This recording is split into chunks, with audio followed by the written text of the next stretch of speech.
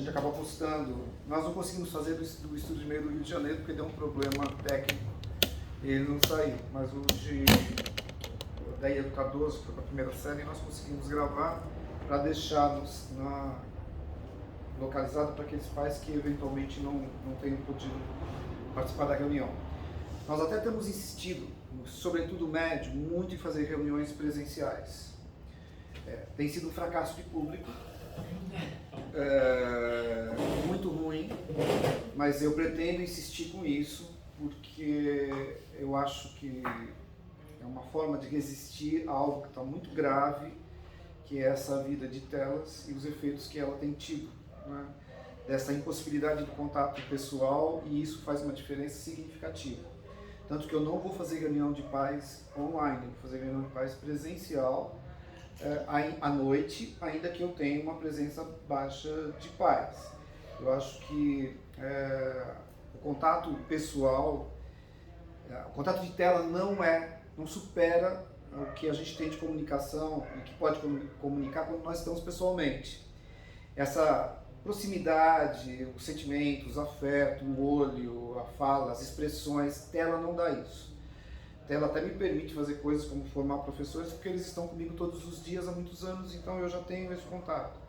Mas para essas coisas como reunião de pais, essa reunião que era uma discussão sobre as telas, né, sobre o efeito delas, sobre a toxicidade que ela tem, sobre o celular, o que tem provocado, a liga que isso tem com a violência no âmbito das escolas, dentro das escolas e contra as escolas. Era isso que nós fomos abordar, era para pais do Fundamental 2 e médio, eu tive 6. 2 segmentos. Então a frequência tem sido um fracasso. Isso vem desde o ano passado, mas a gente vai insistir nisso. Então nós vamos gravar de qualquer maneira, porque é uma chance de ter um documento que a gente coloca lá, quem não veio, está bem. A finalidade do encontro é que a Gabriela, que é professora de língua portuguesa, e o Bento, que é o professor de filosofia, sociologia, muitos do trabalho, você também não?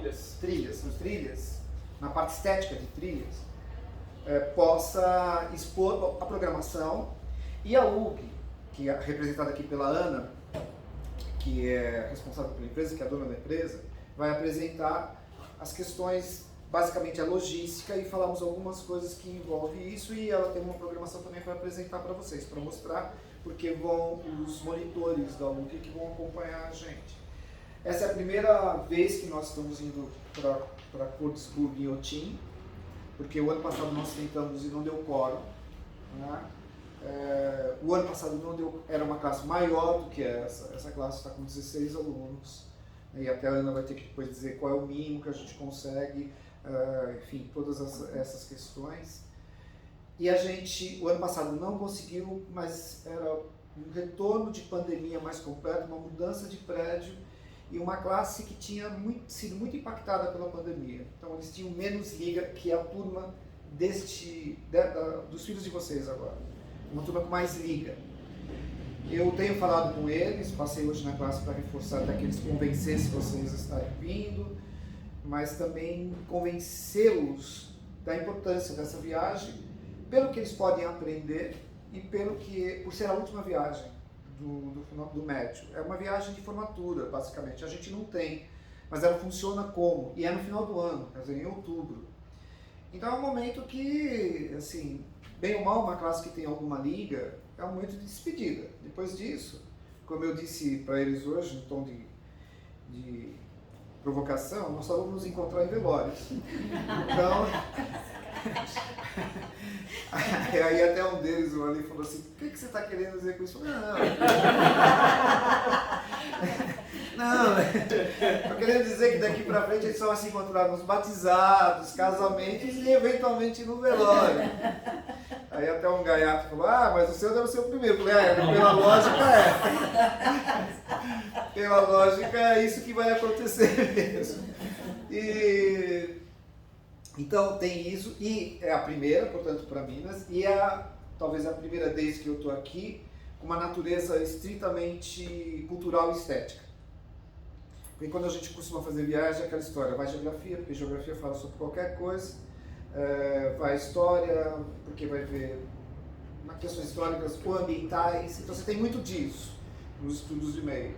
O primeiro ano é assim, o segundo ano vai ser assim, embora tenha uma passagem também que é cultural também, mas essa é estritamente estética.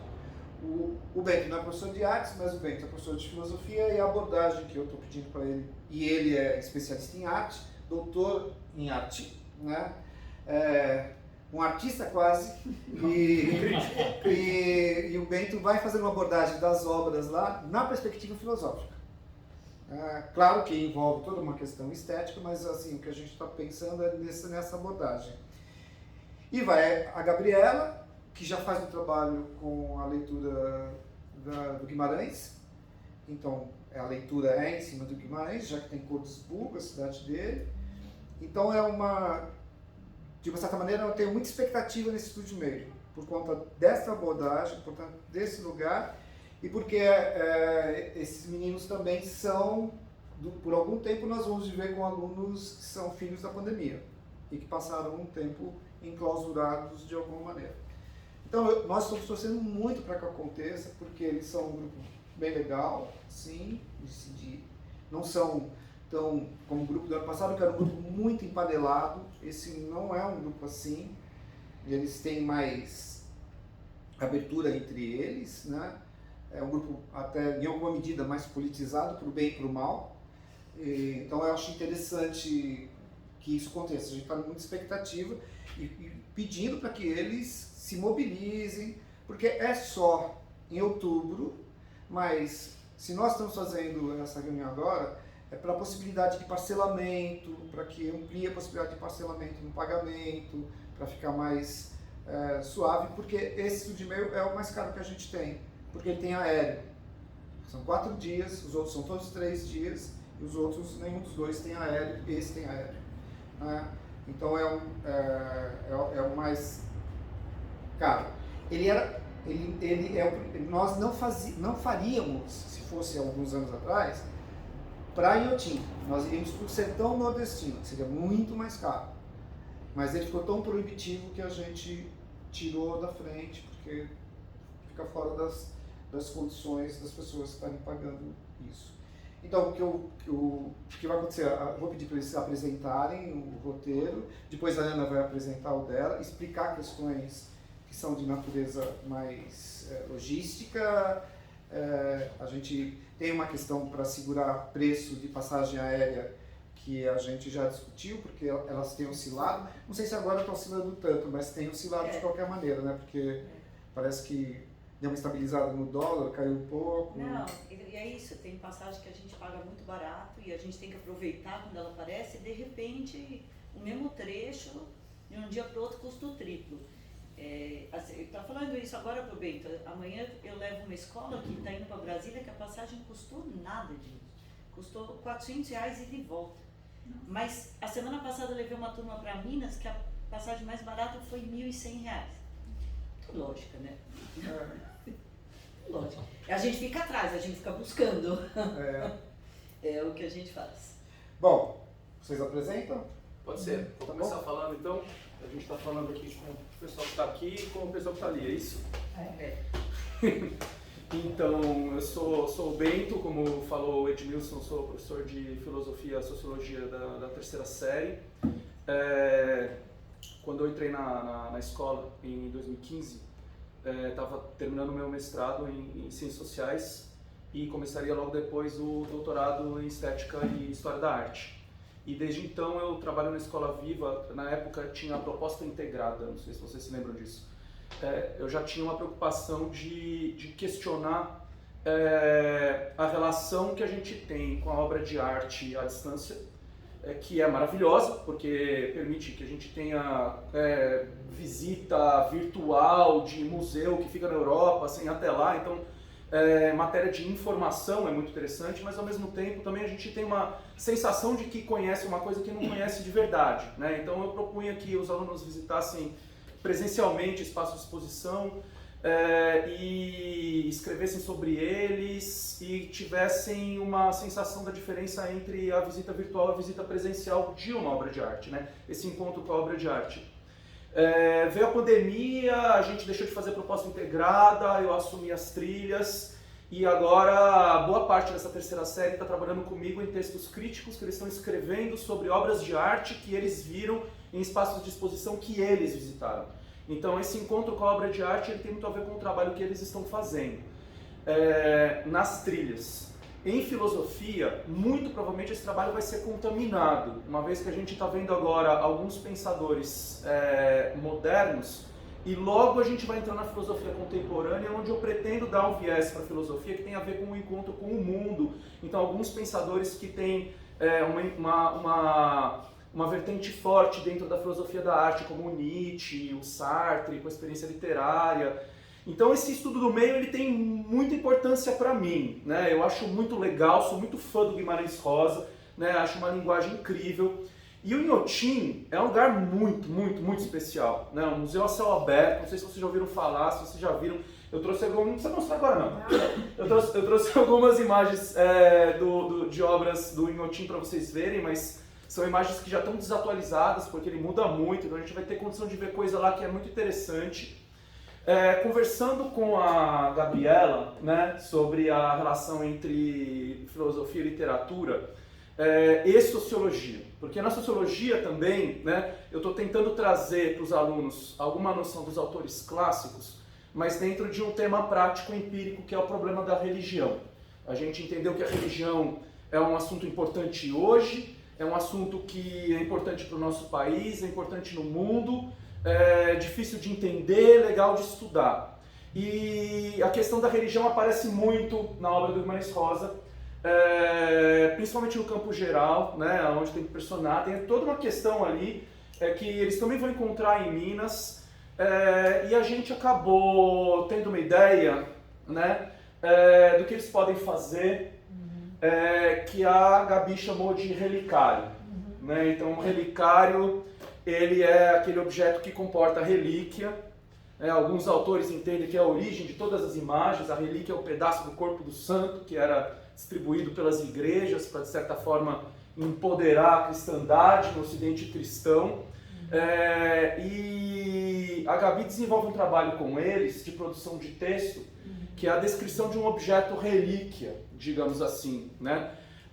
E o que acontece é que lá na parte de Cordesburgo, eles vão encontrar diversos objetos, que são objetos que pertenceram ao Guimarães Rosa, né? Ou objetos ali que têm alguma densidade temporal, que imediatamente eu relacionei com uma antropóloga que foi minha professora, que é a Ecleia Bose, né? Não sei se vocês conhecem a Ecleia Bose. Pode colocar ali, a Ecleia foi esposa do Alfredo Bose, que foi um grande professor também da área de literatura, né? A Ecleia desenvolveu... É meu professor, inclusive. Então, é meu também. Então, eu fiz eu não estudei Guimarães Rosa com ele, eu estudei com ele o Ser o Tempo da Poesia ali. Mas depois eu estudei com ele na graduação com ela, eu fiz o último curso dela antes dela morrer. A Judith Rosenbaum estava doente e ele substituiu. A Judith deu aula pra gente. Foi um presente. A Ecleia ficou muito famosa no final dos anos 90 com o livro Memória dos Velhos, né, que condensa mais ou menos toda a pesquisa dela. A pesquisa dela é uma espécie de etnografia das pessoas idosas. E ela desenvolveu assim, não só as conclusões que ela tirou, que são etnográficas, que são pertinentes a nós, que estamos estudando inclusive antropologia na terceira série, mas ela desenvolveu metodologias que são muito interessantes, que aparecem no final do livro dela, mas que estão um pouco condensadas aqui nesse livro, que é uma coletânea de ensaios também. E uma passagem é a passagem que fala sobre os objetos biográficos. Então todo o trabalho da Ecleia é voltado para a questão do testemunho e da fala, que é o que é propriamente etnografia. É você ouvir uma pessoa falando, extrair dela algum significado. Agora, tem ali um excertozinho em que as coisas falam, os objetos falam. E aí, para quem está trabalhando com obra de arte, coisas que falam é bastante interessante. Então, eu selecionei algumas ideias aí importantes desse texto dela, onde ela fala sobre a oposição entre o que ela chama de objeto biográfico e objeto de status. O objeto de status é aquele que não interessa para ela. Ela faz toda uma crítica à sociedade de consumo. ela fala que o objeto de status ele não envelhece com o dono como objeto biográfico, ele se deteriora, né? Então é uma coisa que quando envelhece perde valor. O objeto biográfico quando envelhece ele ganha uma certa densidade, ele está repleto de uma experiência vivida, como se ele mesmo falasse, ele se torna insubstituível, né? E ela faz também uma leitura do próprio ambiente urbano, que conforme está repleto de objetos de status, não de objetos biográficos, ele acaba sendo desagregador da memória, quer dizer, você perde a noção do espaço urbano porque você não tem mais aonde se apoiar, porque tudo se transformou vertiginosamente. Então a nossa ideia foi que os alunos descrevessem objetos, ou fizessem distinção entre objetos biográficos e objetos de status, escolhessem objetos para eles escreverem, formando o que nós chamamos de relicário, né? Então é uma das ideias que nós tivemos e que eles devem fazer nessa viagem, né? E que pode resultar aí em produções muito interessantes. Com a questão objeto biográfico, objeto de status, né, eu gostaria de formular a questão sobre o que uma obra de arte fala e o que é a obra de arte, qual é o objeto obra de arte, né? Eles vão primeiro para Cortesburgo e depois para Inhotim. E eles devem passar um tempo em Inhotim. Eles vão ficar bastante tempo lá. Normalmente quando os turistas vão, passam o quê? Um dia, né? Chega, almoçam, a gente vai ficar, a gente vai pernoitar, a gente vai pelo menos 2 dias. O lugar é assim, é um absurdo, tá? O Bernard Paz, né, foi um minerador, ele é um minerador. No auge da fortuna dele, em 2006, ele fundou esse espaço que tem a ver com a coleção dele, portanto, coleção de objetos, né? Mostra aí, Gabi, por favor. Pode. O Inhotim, ele tem uma... Eu não vou mostrar aqui, mas ele tem uma parte paisagística muito importante também. Ele reproduz ambiente de cerrado, ele reproduz paisagens do Burle Marx. Esse é o Elliot Sica, né? Passa mais um. Eu queria dizer que, assim, não todos os artistas que eles vão ver lá, mas com certeza o Elliot Sica é uma referência muito importante hoje no Brasil. Ele é um dos artistas mais importantes do século XX e cai no vestibular, né? Eu sei que é uma preocupação da terceira série, quando a gente estiver lá, é super importante eles saberem que a gente tem visto os nossos simulados, a gente acompanha os grandes vestibulares. A arte contemporânea é um assunto muito importante hoje, porque tem a ver com interpretação de imagem, tem a ver com reflexão crítica, tem a ver com a própria domínio da experiência estética, das diversas linguagens. Passa mais um, por favor. E o Cildo Meirelles também é outro artista. Eu fiz essa escolha de imagens, ela é um pouco... No caso da Elliot Sica, eu estou pensando na importância do artista e da obra, tá? Porque é uma obra... a do Cildo também. O Cildo Meirelles é um artista muito... Eu fiquei muito impressionado com essa obra quando eu vi. Eu fui para o Inhotim uma vez na minha vida, em 2010. Vou voltar para lá agora em julho, antes da gente viajar. Esse trabalho é um trabalho meio apocalíptico. A gente anda num espaço cheio de alambrados, com cacos de vidro. Então a linguagem da instalação, que é muito forte na arte contemporânea, ela é muito visível nessas 2 obras e em outras que estão lá. Passa mais um, Gabi, por favor. O Tunga, né, a grande obra da Pinacoteca Contemporânea que abriu agora no Parque da Luz, é uma obra do Tunga, né, um artista meio alquimista, mas muito forte, assim, o trabalho dele sempre são escultura, meio instalação. Tem um pavilhão enorme do Tunga no Inhotim. É um dos lugares melhores do mundo para ver a obra dele. Né? Mais um, por favor.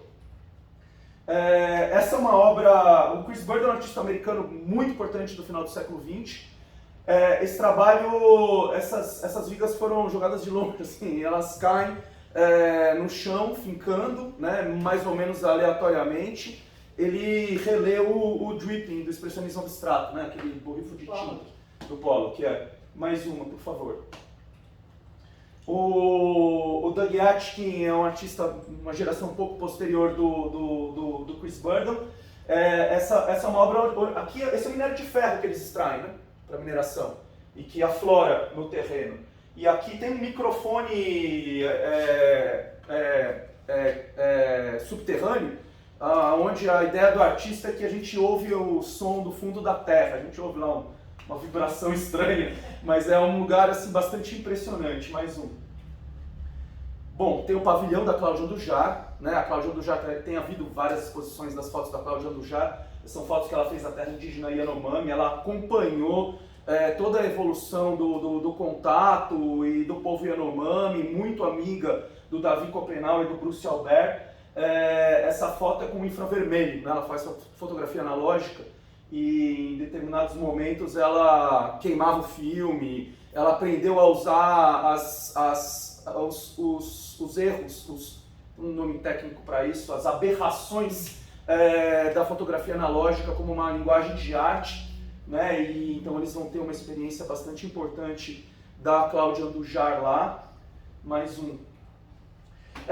Eu realmente não sei o que vocês acham dessas experiências imersivas de arte que tem havido, né? Eu sou um pouco assim desconfiado. Eu estive numa, acho que é provavelmente a primeira, que é do Da Vinci, achei ela engraçada, levei minha filha pequena como amiguinha, assim, achei gostosa, mas depois isso virou meio que uma febre. Então, assim, eu queria que a minha expressão fosse cheia de aspas, tá? Porque eles vão ter uma experiência estética imersiva lá, mas real, não espetacular, né? E eu realmente estou muito curioso de saber como vai ser, depois do percurso que a gente vai proporcionar, com a filosofia, com a sociologia, né? com a literatura, né? Como que eles vão viver a diferença entre estar diante das obras de arte e estudá-las, observá-las à distância, né? É isso. Bom, vou colocar aqui. Precisa apagar, Gabi? Não sei, acho que é melhor, né? Eu posso falar um pouquinho, aí Tá. quando a gente for para as imagens. Tá bom. Então, vou me apresentar. Eu sou a Gabriela Fonseca, eu trabalho aqui na escola já desde 2014. E, bom, minha formação obviamente é em letras, mas eu tenho uma especialização muito forte em produção de escrita criativa e sou escritora, faço parte de um coletivo literário já há 11 anos. Nós temos 6 publicações e também 2 fanzines. Então eu gosto muito desse trabalho da produção literária, artística dentro da escola, que vai para além daquilo que é muito mais tecnicista, que é a produção voltada para o Enem, que a gente faz também, né? Estamos aí com a força do Enem na terceira série, mas também esse outro viés artístico que vem com as produções, né? Vocês vão ter oportunidade de ver agora na Semana Literária, os meninos vão viver a Semana Literária, as produções dos manifestos que eles fizeram, ali os manifestos antropofágicos nas aulas. E a ideia, então, aqui no pra Codisburgo e essa linha de raciocínio que eu e o Bento a gente montou, ela tem muito a ver com, no caso, a nossa conexão é justamente essa conexão do relicário, né? Então, procurar encontrar a experiência que atravessa. Então, o objeto ele não é um objeto de consumo, mas ele é um objeto que ele atravessa a vida da família, a vida, ele acompanha, né? Mas ele acompanha a vida do estudante e acompanhará talvez no futuro a vida dos filhos, etc. Que objeto seria esse, né? E, inclusive, ele não é só um objeto palpável, mas ele é também a experiência. Então, se você puder passar, por gentileza. Bom, Codisburgo aqui é só uma apresentação para se lembrar, a gente se recordar que a palavra Codisburgo vem de coração, né? E Burgo, a cidade, então é a cidade do coração. E ela é ligada aí a essa estátua, né, que foi presenteada para a cidade e, portanto, ali faz parte da parte da igreja, da cidade. É bem bonita, aqui tem um mapa sobre o itinerário do Guimarães Rosa para produzir um pouco das suas obras e também o itinerário das personagens em uma série de textos. entra aqui o Grande Sertão Veredas, mas entra também as novelas que fazem parte do Corpo de Baile.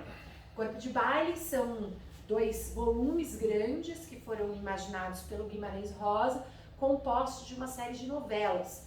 Essas novelas são, a gente não sabe dizer se são contos grandíssimos, se são romances pequeníssimos. Eu tenho uma professora muito engraçada que dizia, se você colocar em pé e ele cair, então é novela. Então se você colocar em pé e ele ficar em pé, é romance. Eu acho que essa é a definição talvez mais divertida, né, do que é uma novela.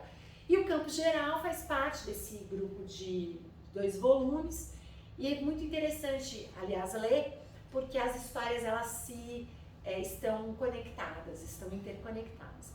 E o Campo Geral, então, é uma história que nós vamos ler antes da viagem e que trata da vida de um menino de 8 anos, né, o Miguel, que tem 8 anos e que vai fazer uma grande travessia existencial, né? Esse tema, deixa eu passar, mais um.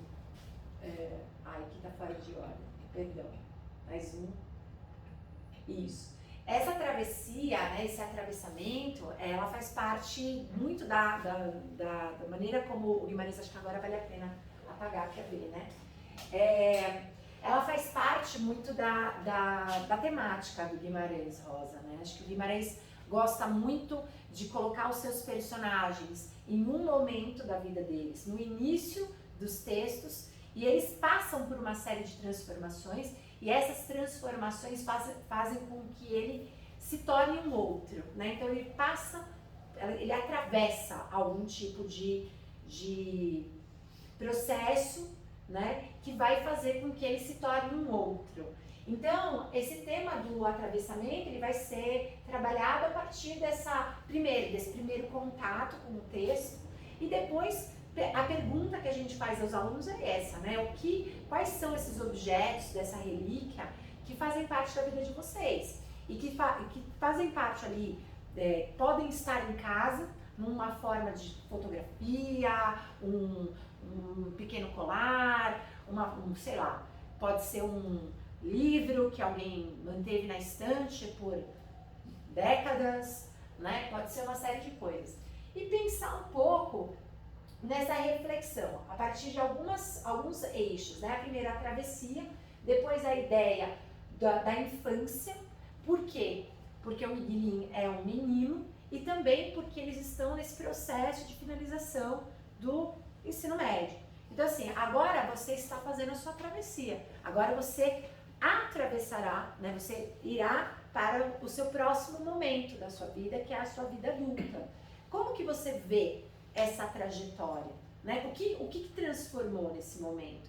Então o contato, claro, com a obra de arte produz esse atravessamento, a obra me atravessa, a obra me toca, eu olho para a obra e transformo ela a partir do meu olhar, mas a literatura também cria essa possibilidade de internalização desse processo, né? Então no campo a gente vai pensar então nessas impressões, né, do entrelaçamento daquilo que Cottesburgo oferece, desde os objetos do Guimarães Rosa, que fazem parte ali da infância dele, nós vamos ter acesso à casa do Guimarães Rosa, então onde ele morou, uma reconstituição ali, eles vão ter acesso a anotações dele, a letra dele, e também a gente, aí volta, por favor, isso, a gente vai ter acesso aqui à casa, né, do Guimarães Rosa, e a gente vai ter acesso a esse grupo de contadores mirins, que são pessoas muito interessantes. Esse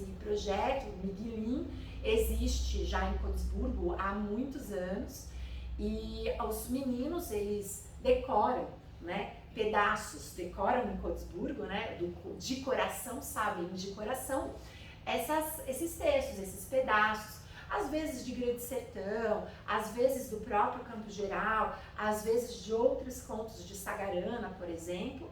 Gabi, posso te interromper? Oi, claro. Lá eles vão também fazer a caminhada literária. Isso. Do Campo Geral. Do Campo Geral. E a caminhada, explica, por favor. Então, aí não é o grupo Miguelins, é um contador, é um cara que é especialista, um morador local que decorou Guimarães Rosa e que vai a campo, eles vão para o cenário do Campo Geral, ele faz a narração, eles saem caminhando e com música, revivendo trechos do livro. Então, assim, é uma experiência imersiva no livro. E é incrível mesmo, porque aí você está no ambiente do livro, trazendo o regionalismo do Guimarães Rosa e essa universalização dos sentimentos, daquilo que ele traz. Então, é uma experiência literária, né? Eu acho que essa é a melhor definição desse dia, dessa tarde. É uma tarde toda, no sertão. No sertão, ali naquele universo, e eles literalmente, né, vão atravessar, vão andar nesse caminho, sim, ouvindo o Guimarães. Eu acho que a experiência literária, tive um professor que é um autor maravilhoso chamado Marcelino Freire, e que ele diz assim, a declamação da literatura, a literatura em voz alta, ela é outra coisa, né? Então, assim, a literatura, é claro, é feita para ser lida silenciosamente, mas é também feita para ser lida em voz alta. E ouvir Guimarães Rosa é diferente de ler silenciosamente Guimarães Rosa. E ouvir um mineiro de Codisburgo falando Guimarães Rosa é outro sotaque, né? Então, assim, eu acho que essa musicalidade da literatura vai ser um ganho muito interessante nessa experiência da caminhada. E esses meninos também fazem ali na casa, né? Sim, também tem as leituras de trechos por eles ali na casa. Exatamente. Pode colocar um anterior, por gentileza? Um anterior. Isso. O seu Brasinha, ele tem um antiquário ali próximo do centro, e ele é uma figura bastante interessante. Talvez tenhamos espaço para conversar um pouco com ele. Ele tem um antiquário cheio de objetos, então a ideia do relicário é um pouco isso, né? Quanto o objeto, ele remete essa história, né? Ele traz essa história e ele projeta uma história futura. Então, esse homem, ele é um colecionador de histórias e ele é um colecionador também de objetos, que ele vende, às vezes não vende. Ele conheceu uma série de pessoas ali da cidade que são ou filhos de personagens dos livros do Guimarães ou próprios personagens. Então, é uma pessoa bastante interessante para se conversar. Vai um pouco mais para frente e, bom, justamente assim, a ideia, né, a nossa pergunta, a nossa palavra problematizadora é um pouco isso, né? O que te atravessa? Qual é essa travessia que você tá fazendo? E o sertão, para o Guimarães Rosa, ele inventou, né, com muito rosiano, fazer isso, dissecar a palavra sertão e pensar que o sertão inclui aquilo que eu sou. Então, o que eu sou? Eu sou, né, como que eu me defino a partir do próprio espaço. Então, acho que aqui tem uma fala, e pode colocar mais uma. O Campo Geral é um texto muito interessante, justamente porque ele traz essa vida, né, esse momento do Miguel, mas também porque é um momento no qual o Miguel se dá conta das dificuldades de crescer, né? Se puder acender a luz, Edmilson, por favor. Eu acho que a Campo Geral faz muito sentido para o terceiro ano. O terceiro ano está nesse momento de um pouco definidor, assim. É claro que não é definidor, não é definitivo, mas é um momento de transição, de reflexão sobre si, né? Amedrontador também.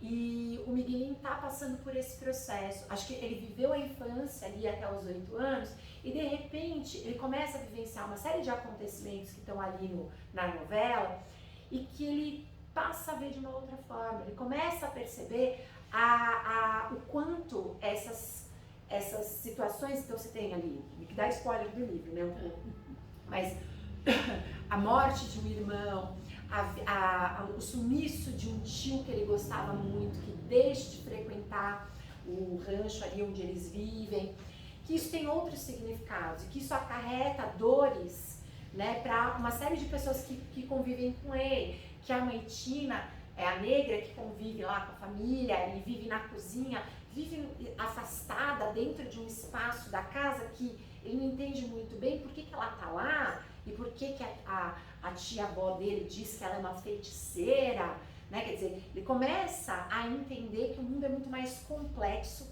do que a infância, né? Do que a leitura que a infância possibilitava. Então, esse atravessamento, essa travessia que o Miguelinho faz e que finalmente, no final, né, da novela, quando ele recebe os óculos, né, o par de óculos de um médico local e percebe que ele era míope, né? Então você tem uma metáfora. Puxa, agora então eu consigo ver aquilo que antes eu não via. Agora então eu ressignifico a minha história. Então a ideia é um pouco como a obra de arte, como o livro, obra de arte também, e como eu me coloco, né, na minha vida e transformo a minha vida numa obra de arte. O objetivo então é que, claro, essas experiências tragam reflexões, façam com que os alunos pensem nessa travessia de si mesmo e escrevam e produzam ali uma reflexão sobre esse objeto, sobre essa relíquia, que não precisa necessariamente ser uma coisa, pode ser, a gente depois pode problematizar isso, e reflitam sobre a linguagem também, experienciem a linguagem, né? Acho que a produção desse ensaio poético, de legendas poéticas para imagens, de relação com a arte, de relação com a linguagem, vai produzir uma reflexão sobre si.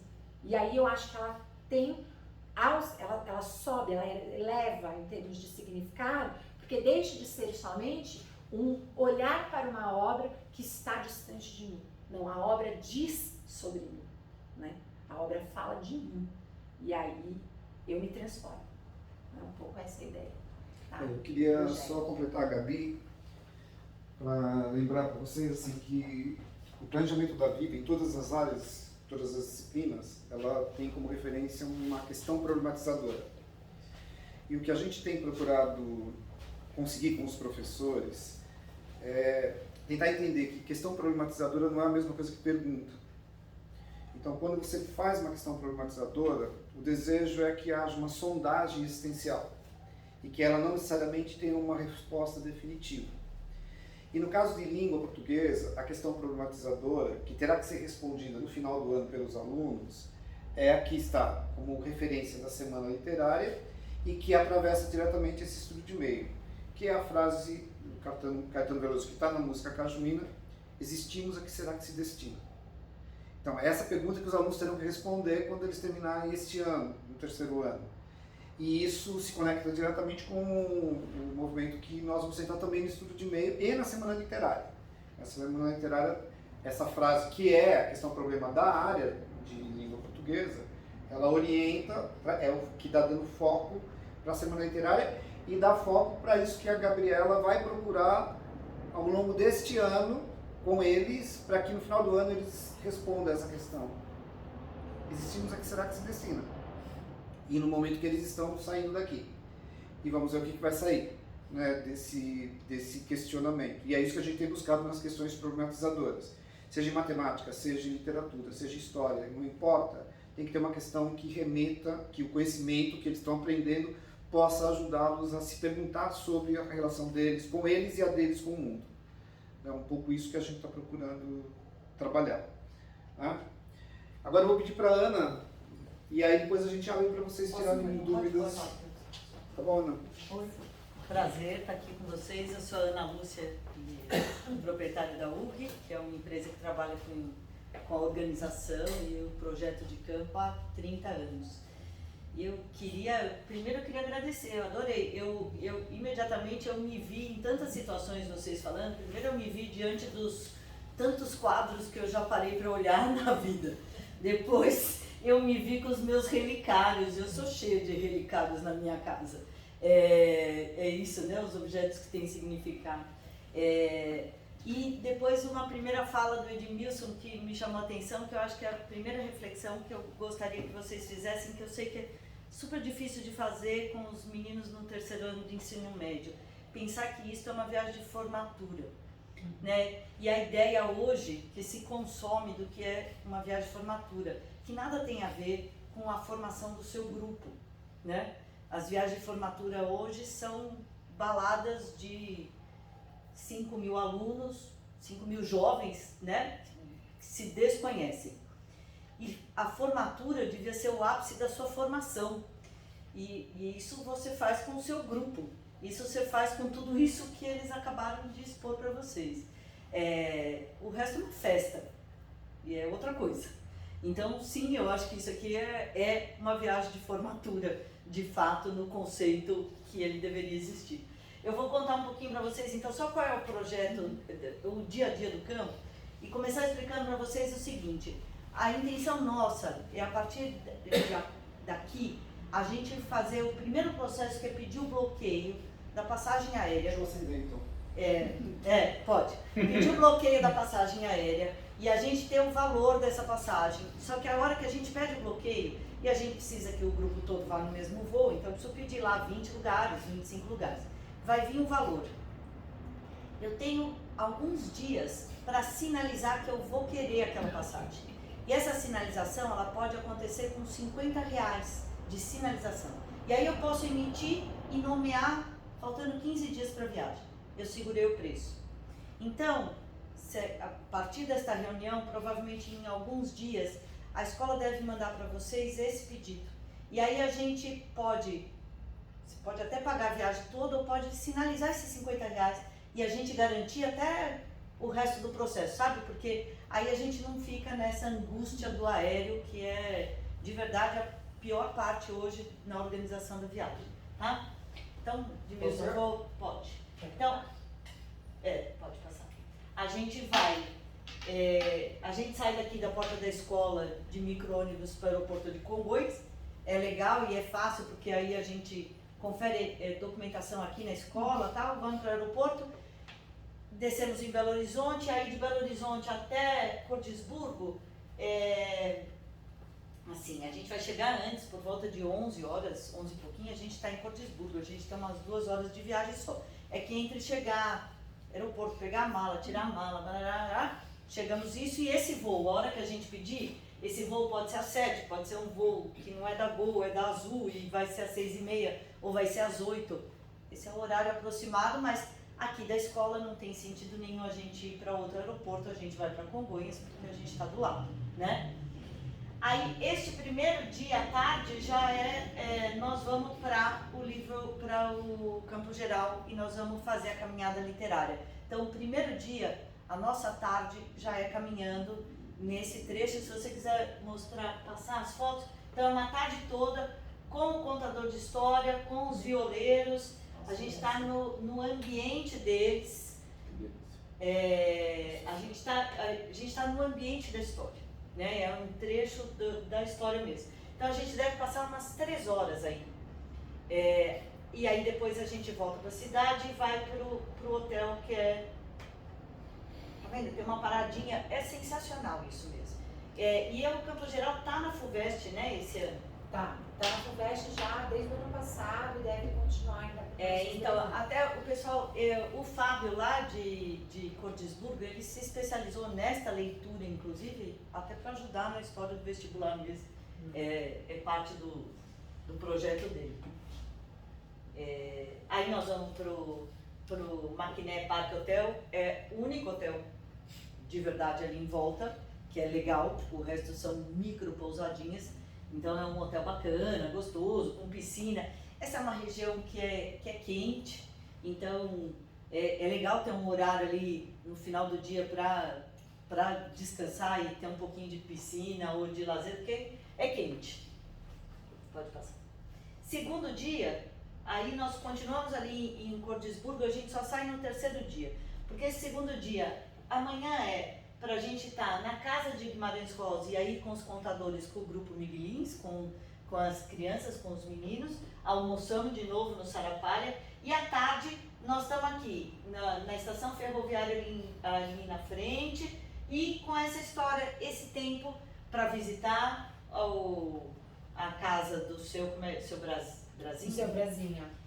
Para conversar com personagens com as pessoas da cidade, para entender um pouquinho e ter um pouquinho dessa dimensão de viver e perceber o que é estas pequenas cidades do interior de Minas Gerais e esse universo mineiro e esse tempo mineiro e esta calma, né, dessas pequenas cidades, que eu acho que para nós também é uma experiência de vida você sair da loucura da cidade de São Paulo e passar algumas horas na praça de Cordisburgo. E aí nós vamos no final do dia, ali lá pelas 3, 4 horas da tarde, porque a gente, apesar de não ser objeto de estudo, não dá para ir lá e não visitar a Gruta de Maquiné. Então a gente vai até a Gruta de Maquiné, é uma visita de 1 hora, 40 minutos ali. A Gruta de Maquiné já teve boa parte das suas coisas mexidas, então tem algumas coisas ali com iluminação, algumas coisas que deram errado, mas ela é bem bonita, Então aí é só porque faz parte do lugar a gente visitar a Gruta de Maquiné. Voltamos, dormimos no hotel também, estamos no final do dia ali para descansar, para aproveitar o lugar, e no terceiro dia a gente vai um pouquinho aí de novo do Grupo Miguelins, restaurante Sarapalha. Na verdade, o Sarapalha é um dos poucos restaurantes da cidade, né? A gente não tem uma dúzia de opção, deve ter umas 3 ou 4. A Gruta de Maquiné. Assim, eu acho que alguma vez aqui na vida eles na escola já foram proprietários. Então, já estudaram cavernas, mas aí a gente vai visitar uma outra. E aí, no terceiro dia, a gente acorda de manhã e vamos embora para Inhotim. Aí a gente vai passar por dentro de Belo Horizonte, cruza para Brumadinho, né? Praticamente você subir um pouquinho mais ao norte, aí a gente faz o desvio para Brumadinho. A nossa ideia, se a gente chegar antes, a gente já faz uma visita livre antes, mas na Inhotim, assim, você tem os arte educadores que acompanham a visita. E aí a gente tem horários, blocos de horário com esses arte educadores, e depois você pode continuar na visita livre.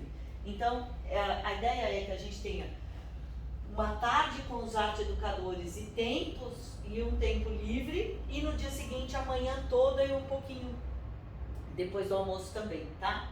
E aí nós vamos ficar nesse Ville de Montanha, que é em Brumadinho, tá? Não é Simular não, já é o Ville de Montanha que o grupo vai ficar, tá? E aí nesse dia, nesta noite, tem uma atividade de encerramento, assim, o grupo é pequeno, então, mas a ideia de que a gente possa fazer uma confraternização, pensando no encerramento de ciclo, na última noite de uma viagem junto, depois só no velório, a gente lembra isso para eles, né? E esse é o hotel, também tem uma piscininha ali, é bem pertinho do hotel para Inhotim, é coisa de 5, 10 minutos, tá? E aí a gente volta um pouquinho da Inhotim, mas o Bento já mostrou um monte de coisa. E aí a gente volta para o segundo dia, a gente já faz o check-out no hotel, porque volta para passar a manhã toda na Inhotim. Então, como a gente está muito perto, a gente tem essas 2 horas com os arte educadores, e a gente vai ter aí mais 1 hora e pouco antes do almoço de tempo para a gente poder explorar e ter tempo, porque eu entendi do trabalho dos professores que há necessidade desse tempo de contemplação mais calmo, né? Sim. Para além porque a hora que você está com o arte educador, ele está falando, ele está contando, então aí depois nós temos que ter esse tempo para que eles possam se parar um pouco e se deter na obra que eles escolheram. Não né? tem como ver o time inteiro, né? Não tem. Então a não ideia é tem. que em algum momento eles possam Se fazer espalhar. percursos próprios. Né? Exatamente, é isso que eu entendi aí, que eles possam se espalhar e tenham tempo de escolher a sua obra e ter sua parada de observação e de sensações causadas por ela. Almoçamos e temos que ir embora, e aí sim, se a gente vai ter um pouquinho mais de tempo na Inhotim depois do almoço ou não, vai depender da hora que a gente definir a passagem de volta, o horário que a gente tem que estar. O grupo é pequeno, mas apesar disso, como eles são menores de 18 anos, a gente esbarra, mas eles são maiores de 16, né? Então não, mas na passagem a gente ainda precisa ir lá e apresentar a gente não consegue fazer o check-in e não passar pela moça lá do check-in, a gente precisa passar por ela. Então a gente acaba demorando um tiquinho mais nesse check-in do que... Porque o check-in é todo online e tal, mas no final você tem que passar por ela para mostrar a autorização de viagem, tá? E é isso, e é a hora que a gente vai chegar na escola, então esse percurso aqui é pensando neste voo que pode modificar a partir da melhor oferta de passagem que a gente tiver, tá? Pode passar, próximo? Não, volta para o desculpa. Então, a gente, na proposta que vocês vão receber, está absolutamente tudo incluso. Com esses 16 alunos, é bem provável que a gente caminhe de micro-ônibus, porque a gente vai estar em 20 pessoas e os micro-ônibus são para 26, 28 pessoas, e aí a gente anda com mais, ele é mais ágil, né? É mais tranquilo. Tá absolutamente tudo incluso, a gente não precisa de nenhum dinheiro extra. O dinheiro extra é só para aeroporto na ida e na volta, se vai tomar um lanche dentro do aeroporto na ida e na volta, e para alguma coisa que você queira comprar, que possa formar o relicário. É isso, não tem nada, tá? Tá tudo incluso. Eles viajam segurados pela Safecard do Brasil, e isso dá direito a qualquer assistência de emergência, tanto de natureza de um acidente, de um machucado, quanto de doença. Você está com febre, está não sei o que, a gente tem acesso aos hospitais, e tanto em Cordisburgo, ali a gente tem pronto-socorro perto, mas nós não estamos tão longe de Belo Horizonte, quanto em Brumadinho, a mesma coisa. A UG, os guias da UG, obrigatoriamente, tem curso de primeiros socorros em área remota, então que dá segurança para a gente, que eles sabem o que fazer em caso de acidente, em uma emergência, mas a gente não carrega remédio. Nós não somos médicos, não podemos medicar. Em caso de necessidade de medicamento, a gente vai ao médico, passa por uma consulta médica, pega uma receita e compra um remédio.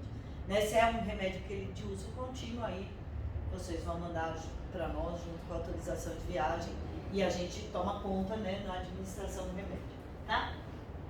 Acho que é isso. Vale a pena, só acho que tem uma última tela com que levar de roupa. Mais próximo da viagem, claro, lá em setembro, final de setembro, vocês vão receber isso. Só vale um reforço aí que nessa caminhada literária, na caminhada do sertão, é quente, é abafado. Na própria Inhotim, você fica exposto ao sol. Então, tomar cuidado com isso. Ter uma roupa leve, ter um chapéu, protetor solar, essas coisas que a gente não pensa porque não é uma viagem de aventura. Mas é uma viagem que a gente precisa cuidar dessa vestimenta também, desses apetrechos, para que a gente não sofra, né, com o clima, tá? A garrafinha de água, porque isso ali é legal você ter uma água o tempo inteiro com você, tá? Porque é seco, né? Repelente, né? O repelente. Essa mochila com 2 alças, né? Porque você vai caminhar, você vai levar um livro, vai ter coisa para observar e ficar com aquela sacola pendurada, uma bolsa. É super desagradável, mas isso aqui vocês vão receber depois, na época da viagem, com cuidado, e daqui até lá a gente esquece dessas coisas. Eu acho que é isso. O relicário serão as experiências, né? Então, eles vão trazer. Mas eu lembrei do meu relicário, eu tenho o jogo de pratos da minha avó.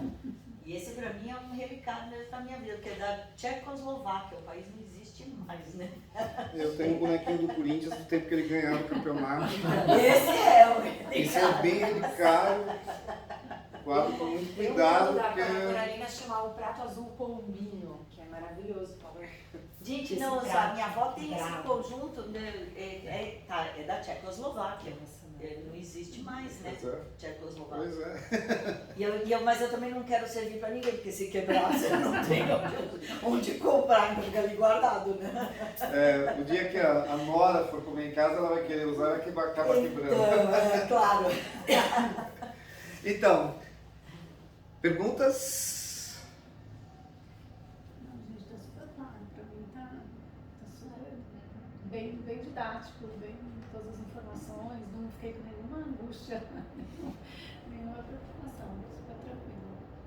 Acho que agora mais é isso, né? Fechar Precisa fechar um grupo, eu não sei qual é o mínimo, né? Porque a gente tem 16. Não, certamente porque se eu fizer um mínimo pensando em 10, o preço é tão caro que fica impeditivo. Eu acho que a gente pensou em 14, 14, né? acho que é por Acho que aí. era isso, né?